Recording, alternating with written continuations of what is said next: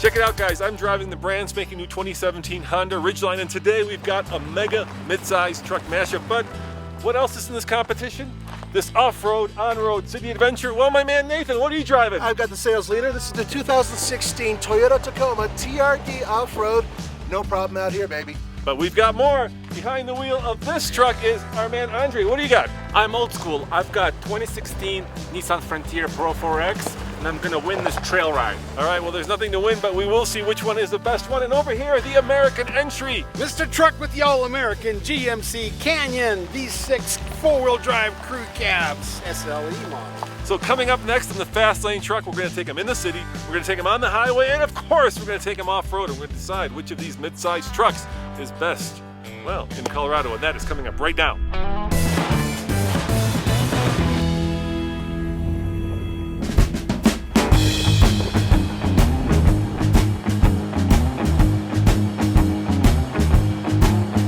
Guys, I am in the Honda Ridgeline, and the question that you may be asking yourself is, why am I driving the Ridgeline? And the answer is simple, because I've got the most seat time behind the wheel of this vehicle. I went on the launch program, I got the product presentation, and I know the most about it. And I know that you guys often think that this is basically a Pilot with a bed. And, well, you're right, it is a Pilot with a bed, but that's a good thing, because in the city, this is by far, I think, the most car-like.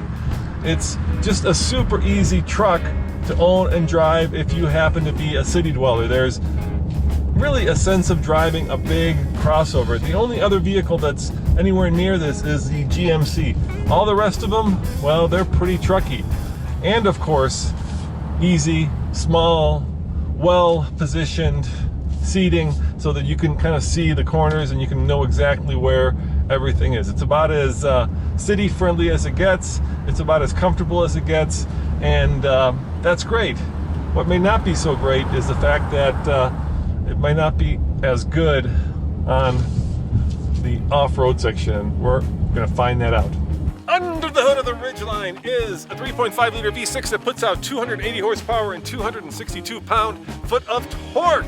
It is, of course, mated to a traditional 6-speed automatic, and it powers, as it should, all 4 wheels. So I'm thinking this should be a very powerful engine, maybe too powerful for our off-road needs.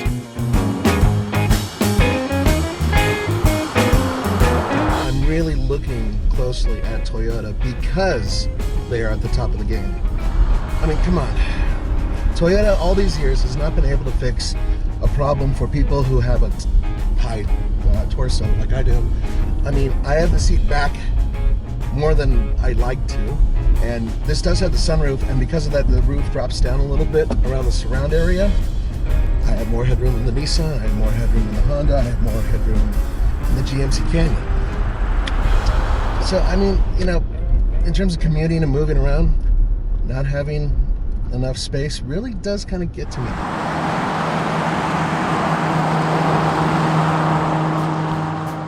So the 2016 Nissan Frontier may be the oldest design in this group, but I really like the Pro 4X version, even for city driving. First of all, it has the look of an off-road truck. Then it has the comfortable ride, because the suspension that's made for off-roading is also soaking up the rough pavement in the city. And finally, it's just an honest truck. It's pretty simple, not very expensive. Now, my only gripe as far as usability is concerned in the Frontier are the door handles here by the driver's side. It's really far towards the dash, and it's kind of behind the steering wheel, so you kind of have to grab through the steering wheel to get to it. But the seats are comfortable, and it's a maneuverable truck. I mean, it's probably not the best maneuverability in the world, but for a mid-size pickup truck, city driving and how it handles the rough pavement, I think it's just right. Yes, my 4-liter V6 is an older design, but it's the torquiest V6 gasoline engine among all 4 of these. 261 horsepower, 281 pound-feet of torque, proper truck. It's made it to a 5-speed automatic transmission and have an old-school 4x4 system with a rear locker, not the all-wheel drive system that Roman has.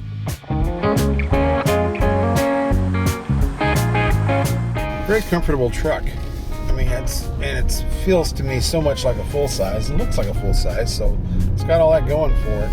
But I'm a heavy duty journalist, so I take room. And of all the mid-size trucks, I fit this one the best.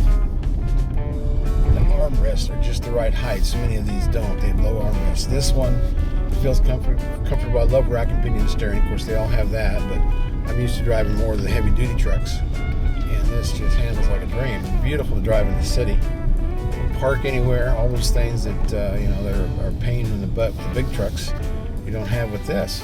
I got all my grandkids in here pretty well. You got really good comfort in the front for adults, great comfort for kids in the back. This is a 5-foot bed.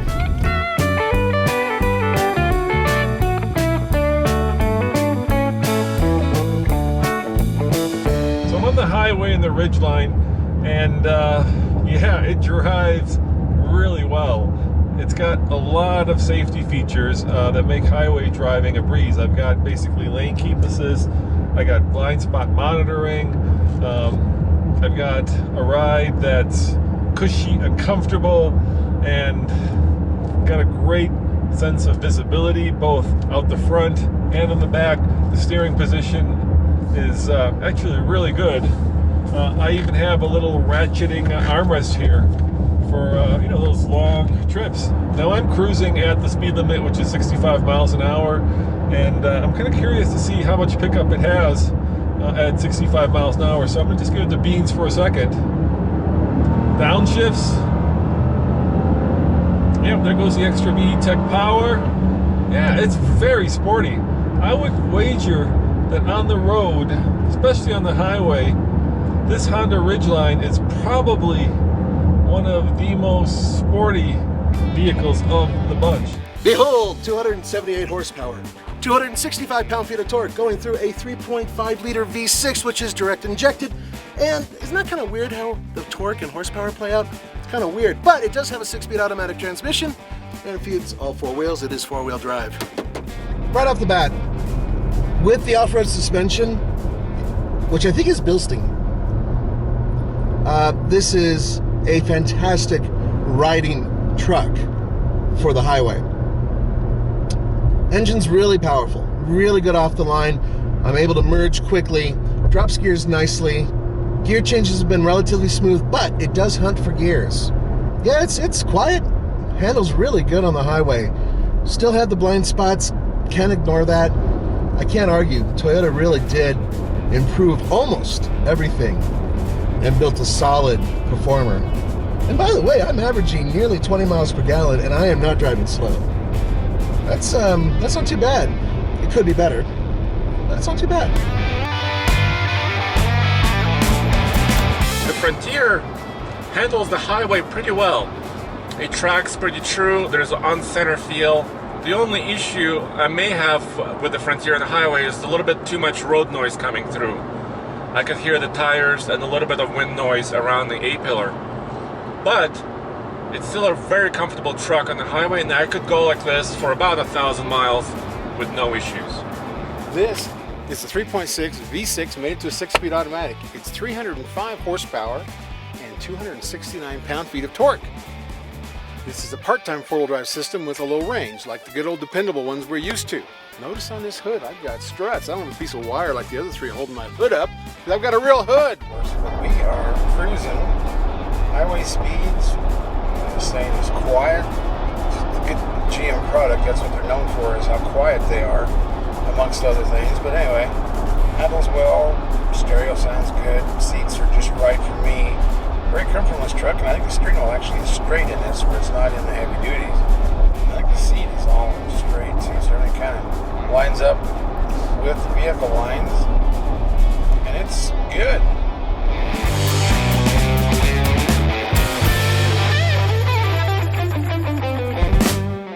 Hey guys, it's Roman. And Kent. MrTruck.com, and we interrupt this mega mashup to promote our new book, TFL's Truck Guide, Truck Nuts. And Ken, if people want this book, what should they type into their browser?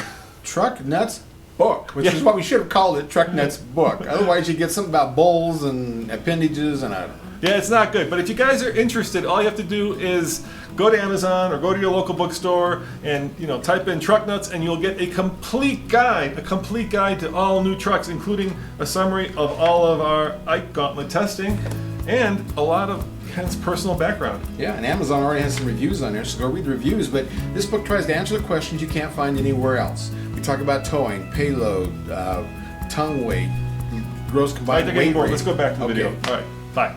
Boys, here is where it gets rough. This is where it gets seriously tough off-road. Now, these trucks are on loan to us. We can't afford to break them or bust them. So how do we proceed? Here's what we could do. Okay. Let's have Kent start up first. The reason why is because you have the lowest approach angle. So if there's a really big rock that you can't go over without damaging the vehicle, pull over, and then we'll keep on going. And progressively, I have a feeling your Honda will probably be the next victim. It may or may not make. And then you keep going, and then my Toyota goes to the very top, no problem. No. The Frontier will be. Shut up and keep talking to the camera. I know I'm right on this. All right, let's see which one gets to the top. Come on, boys, let's go. Yeah, let's go plow some rocks with the canyon. Morty, the winner.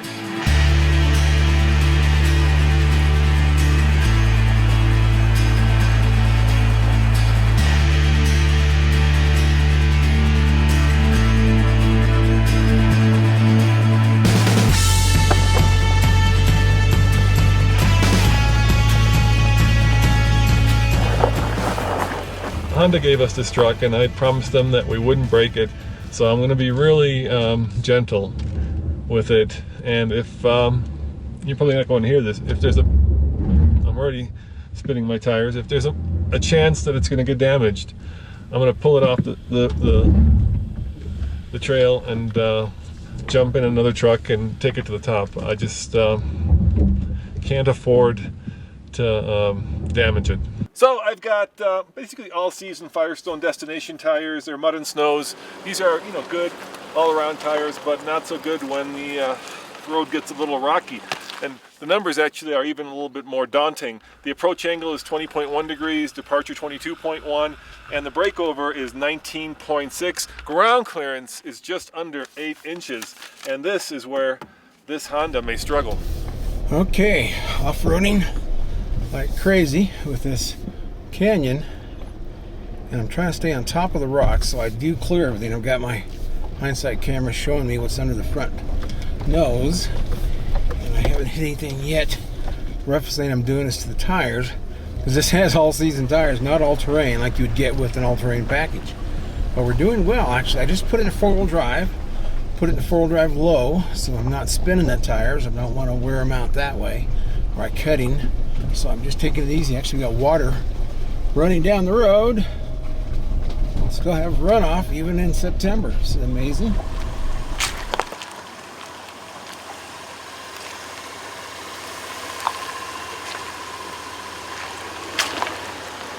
Now my Canyon, my GMC Canyon, it's got the least amount of numbers underneath, and that's because it's not the all-terrain, and it's because of this chin spoiler. It goes almost to the ground. So that takes away a lot of your approach angle and all the clearance you want underneath there. The rest of the truck does very well underneath there. Now this has the Wrangler all-season tires. That hurts it too, but I've been climbing rocks with these boys all day and I haven't really been slipping. So it's done well for what it is. But this is the SLE, the Midline Canyon. We couldn't get an all-terrain. It wasn't available, so Transwest was kind enough to let us borrow this one. Now this one also, the approach angle compared to the other ones, it is the lowest approach angle, which is 17.1. Departure is 22.2, and then the breakover in the middle there is 18.6. You look at ground clearance totally at 8.1. So my numbers are not as good as theirs are, but with a few modifications to this and the all-terrain package with the skid plates, it would do pretty darn well.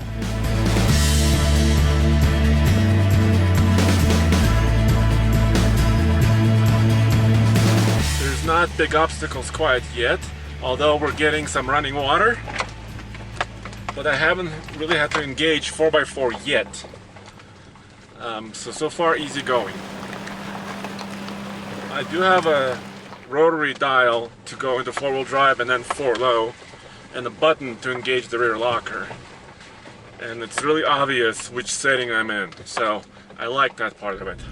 Now, because I'm in 4-wheel drive high, the system is already being very intrusive. That is one thing about Toyota's off-road systems. they tend to throw electronics at any obstacle to make absolutely sure that you're going to make it over it. But quite often, it's kind of unnecessary.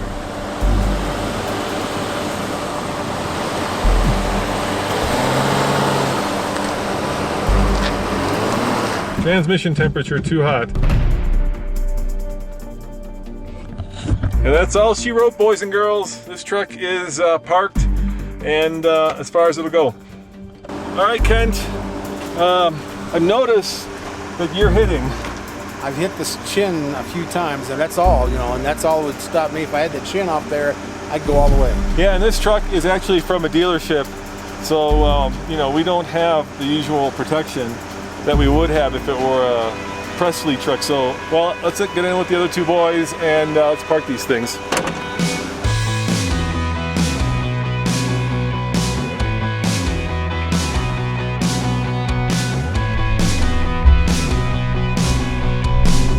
Oh, look at this! It's getting like switchbacks. Yeah, well, this is a good switchback. You Yeah. drop the rocks. Where is the Tacoma? I can't see the Tacoma behind me. He's climbing over some boulders back there. Now this is the tough step. I'm glad we stopped Yeah, where we did. yeah, because I don't think the GMC with the chin and Ridgeline can make this. Yeah, I would have took that shouldn't spoiler off to get up through here. So we stopped at the right spot. Now I have really beefy Hankook Dynapro ATM tires. Got a lot of tread. These are mud and snow tires, and I have the best approach angle at 32.3. My departure angle is 23.3 and breakover is 20.5. I do have 8.9 inches of ground clearance. Now, unlike either vehicle, this one, no problem. Yeah. I've been playing with this hill ascent control, Yeah. the crawl control. It's unnecessary, but just thought I would use it just to say I used it. Yeah, does it work pretty well? Oh, yeah, it works fine. The whole purpose of that system, in my mind, is for those people who are a little scared and don't quite know what they're doing, how to feather the accelerator when they're going over rocks, how to maintain the right momentum. This system's great.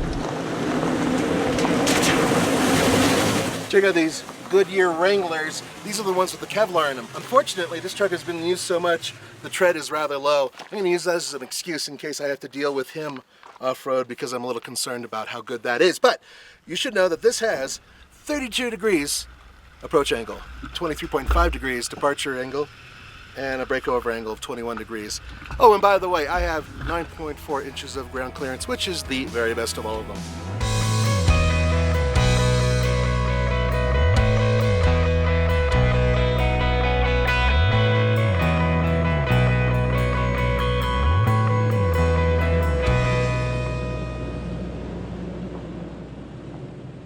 Yes. We're climbing above tree line, and we came up to an obstacle. It's really rutted out, and it's a lot of articulation Yes, here. very a lot. And this one with that solid axle on the rear end, we know we're going to lift the tire. So, We just don't know how much or how you know far what I over. just did? I just engaged my rear locker. Oh, that's exciting. And that's, So- at least it'll still be spinning when we go off the side of the mountain. Yeah, so let's see how that works. I might have to lift the tire. I might have to lift the No, tire. your back rear is off the ground. I might have to lift. Oh, that's impressive. Just walked right Good. through there. That was I nothing. was going to get out and spot you and everything. Boy, you just went right through that. No, ravine. that was That nothing. was a pretty big hole. That was a big hole. You got a rear lock. Do you have a front locker too? No front locker. Just But a hurt locker. let's see if Nathan gets stuck back here.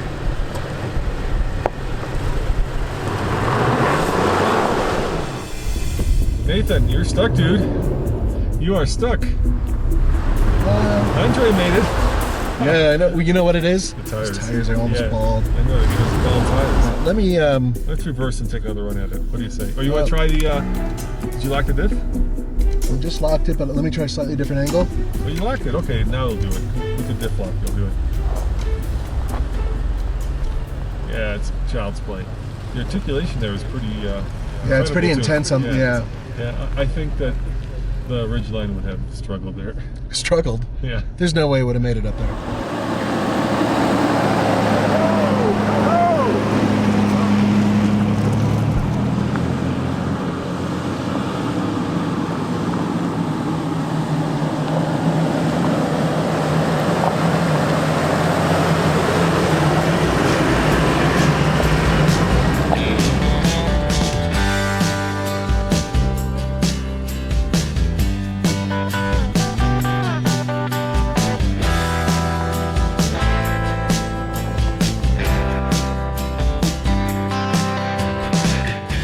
boys, we started with 4, but there are only 2 up here now.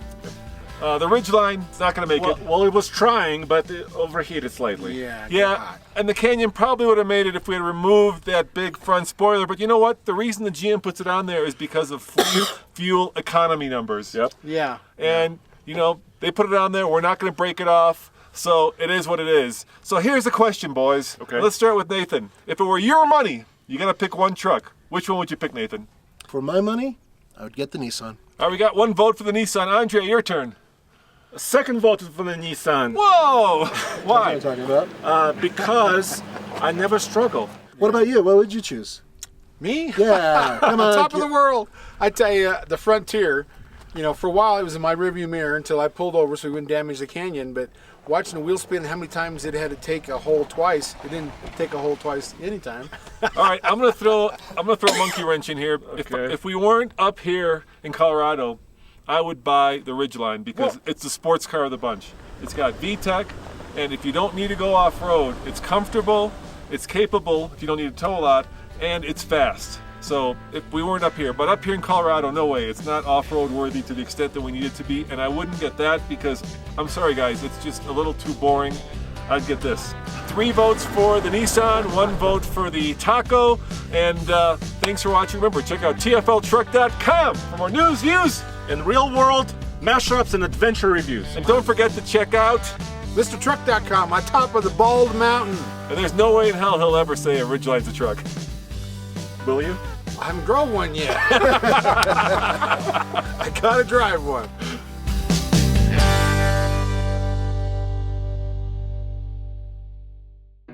Hey guys, here's a simple question. Which of these 3 trucks is the fastest in a straight line? Mine is. No way, man. The Nissan, which I'm driving, has 281 pound-foot of torque, the most torque. But the 2017 Honda Ridgeline that I'm driving has the most horsepower at 280. I have the highest ground clearance. No, but I have direct injection, Okay. and I have a And really port injection. important. I have 2 different. Oh, just shut up. Let's go drag race.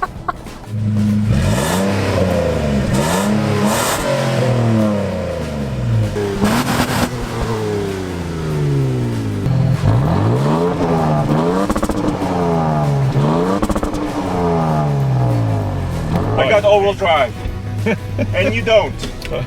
Andre thinks he's going to kill us because he's got all-wheel drive. Well, I've got the oldest truck, but I've got the least amount of gas. My little red light is on.